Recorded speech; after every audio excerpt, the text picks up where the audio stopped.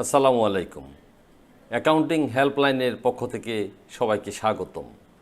Accounting helpline offline এবং অনলাইনের BBS pass, HSC ব্যবসা শিক্ষার স্টুডেন্টদের জন্য এবং বিবিএ অনার্স স্টুডেন্টদের জন্য অ্যান এক্সিলেন্ট রিডিং রুম। আজকে আমরা বিবিএস পাস ফার্স্ট ইয়ারের পরীক্ষার্থীদের জন্য একটি ক্র্যাশ প্রোগ্রাম নিয়ে আলোচনা করছি। এই ক্র্যাশ প্রোগ্রামে আমরা আজকে যা আলোচনা করব, এর বাইরে যে আলোচনাগুলো হবে সেগুলো আমরা সাধারণত একদম ডিটেইলস ক্লাসরুমে আমরা আলোচনা করব, সেটা অফলাইনে হোক সেটা অনলাইনে হোক। আজকে আমরা প্রথমে দেখে নিই crash program for BBS pass first year session 2021 of national university. এবং ন্যাশনাল ইউনিভার্সিটির জন্য বিবিএস পাস 3 বছরের যে কোর্সটা আছে সেই কোর্সটার জন্য যে সিলেবাস আছে, প্রথমে আমরা তোমাদের সাথে সেটা শেয়ার করতে চাই। দেখো, প্রথম বর্ষের জন্য তোমার 700 নাম্বার, দ্বিতীয় বর্ষের জন্য 700 নাম্বার, তৃতীয় বর্ষের জন্য 700 নাম্বার, তাহলে সর্বমোট 2100 নম্বরের পরীক্ষা তোমাকে অ্যাটেন্ড করতে হবে 3 বছরের মধ্যে। এখন ন্যাশনাল ইউনিভার্সিটির আন্ডারে বিবিএস পাস ফার্স্ট ইয়ারের যে ক্র্যাশ প্রোগ্রামটা করছি আমরা, এটা ক্র্যাশ প্রোগ্রাম করছি এই কারণে যে এখন কিন্তু তাদের ফর্ম ফিল আপ চলছে। আমরা জানি এমন অনেক স্টুডেন্ট আছে যারা দুর্বল অথবা প্রস্তুতি নিতে পারে নাই, তাদের জন্য, যারা সময়ের কারণে পড়া অ্যাটেন্ড করতে পারে নাই, তাদের জন্যে এই ক্র্যাশ প্রোগ্রামটা মাত্র 3 মাসের জন্য।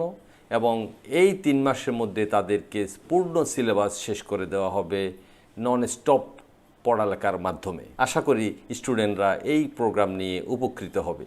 আজকে আমরা যে ফার্স্ট ইয়ারের যে সিলেবাস আছে সেই সিলেবাসটা নিয়ে তোমাদের সামনে আলোচনা করছি। দেখো, প্রথমে অ্যাকাউন্টিং সাবজেক্টের যে সিলেবাস আছে তার মধ্যে paper 1 principles of accounting, paper 2 auditing.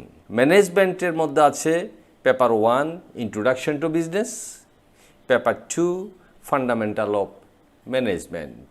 ইকোনমিক্সের মধ্যে আছে paper 1 micro economics, paper 2 Bangladesh economy. তাহলে ঐচ্ছিক বিষয়ের মধ্যে 3টি ঐচ্ছিক বিষয়ের প্রথম পত্র এবং দ্বিতীয় পত্র, এভাবে 3টার জন্য 6 পত্র বা 6 পেপারস তোমাকে পরীক্ষা অ্যাটেন্ড করতে হবে।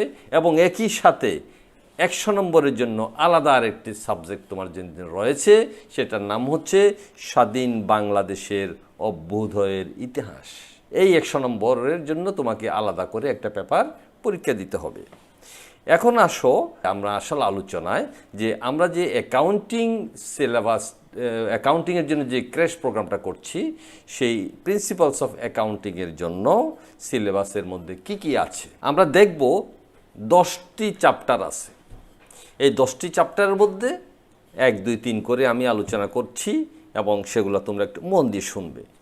Chapter 1 accounting the language of business. Number 2 conceptual framework for financial accounting. Number 3 accounting process. এখানে কিন্তু আবার কয়েকটি ভাগে ভাগ করা হয়েছে। প্রথম ভাগটা হচ্ছে কি accounting equation, second transactions, journal, ledger and trial balance, আর 3 নম্বর হচ্ছে রেকটিফিকেশন অফ এরর্স। 3 নম্বরের শেষে আমরা 4 নম্বরে দেখব adjustment process and completing the accounting process, যেটাকে আমরা বলি সমন্বয় প্রক্রিয়া সাধন করা। এই সমন্বয় প্রক্রিয়া সাধন করতে গিয়ে আমরা যা জানবো সেটা হচ্ছে কি অ্যাডজাস্টিং জার্নাল, এবং শেষ করব আমরা ওয়ার্কশিট দিয়ে। 5 number merchandising operation and accounting system. পণ্য দ্রব্য ব্যবসায় পরিচালনা এবং হিসাব পদ্ধতি। যারা পণ্যের ব্যবসা করেন তাদের জন্য কিভাবে হিসাব রাখতে হয়, এই চ্যাপ্টারে তা তোমাদেরকে পূর্ণাঙ্গভাবে শিখিয়ে দেওয়া হবে। Number 6 accounting system and special journal. আমরা জানি যে আমরা জাবেদা থেকে কিছু খতিয়ান করে থাকি, কিন্তু তারপরেও কিছু খতিয়ান আছে আমাদের স্পেশালি করতে হয়, যেমন purchase journal, sales journal, purchase return journal, sales return journal. এগুলোর জন্য আলাদা করে যে চ্যাপ্টার সেটা 6 নম্বরে আছে। 7 নম্বর কন্ট্রোল অফ ক্যাশ। ক্যাশ কন্ট্রোলটা ব্যবসার জন্য ভেরি ইম্পর্ট্যান্ট। এই ক্যাশটা ব্যাংকের সাথে জড়িত। সুতরাং ব্যাংকের সাথে আমি ক্যাশ জমা দিলেও ব্যাংকে জমা দেবো, উইথড্র করলেও ব্যাংক থেকে উইথড্র করবো, কাউকে দিলেও ব্যাংক থেকে দেবো, আমি নিলেও ব্যাংক থেকে নেব। সুতরাং এখানে ব্যাংকের সাথে যেহেতু সরাসরি জড়িত, সুতরাং ব্যাংকের সাথে মাঝে মাঝে কিছু গরমিল হয়ে থাকে এবং সেই গরমিলগুলোর সমন্বয় সাধন করার জন্য আমাদেরকে ব্যাংক রিকনসিলিয়েশন স্টেটমেন্ট করতে হয়। এই ক্যাশ কন্ট্রোল অফ ক্যাশের মধ্যে এই বিষয় নিয়ে আমরা ধারাবাহিকভাবে আলোচনা করব। 8 number chapter, accounting for receivable and current liabilities. Receivable হচ্ছে আমি ভবিষ্যতে যে টাকাগুলো পাবো, আর কারেন্ট লায়াবিলিটিস হচ্ছে চলতি দায়। এগুলো নিয়ে এই চ্যাপ্টারে বিস্তারিত আলোচনা করা হবে। 9 number chapter, preparation of financial statements. এটাই হচ্ছে খুব গুরুত্বপূর্ণ একটি চ্যাপ্টার।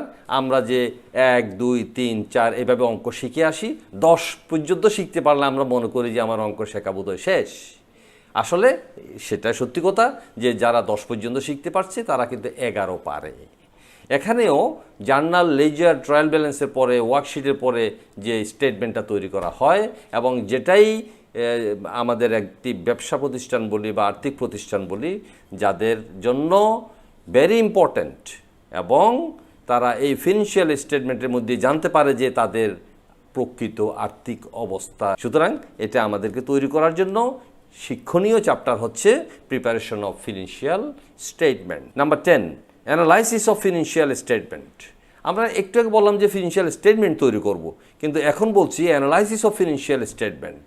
এটা হচ্ছে কি চলতি বছরের ফিনান্সিয়াল স্টেটমেন্টের সাথে বিগত বছর অথবা এর আগের বছরের 3টার মধ্যে বা 2টার মধ্যে বা 4টার মধ্যে তুলনা করা, এবং এই বছরেও আমার যে লাভ ক্ষতি হয়েছে বা দেনাদার বেড়েছে বা পাওনাদার বেড়েছে বা অ্যাসেট বেড়েছে, লাইবিলিটি বেড়েছে, কমেছে, এই সমস্ত বিষয়গুলো তুলনামূলক যে আলোচনাগুলো করা হবে এই চ্যাপ্টারে অ্যানালাইসিস অফ ফিনান্সিয়াল স্টেটমেন্ট।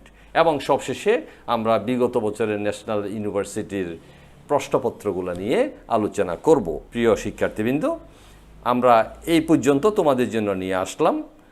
আর তোমাদের আজকে ক্লাসে অংশগ্রহণ করার জন্য অ্যাকাউন্টিং হেল্পলাইনের পক্ষতে ধন্যবাদ। আগামী দিনের জন্য তোমাদের আমন্ত্রণ রইল। আমি বাহার জুবায়ের তোমাদের সবার কল্যাণ কামনা করি। সবাই ভালো থেকো, সুস্থ থেকো। অ্যাকাউন্টিং হেল্পলাইন তোমাদের জন্য।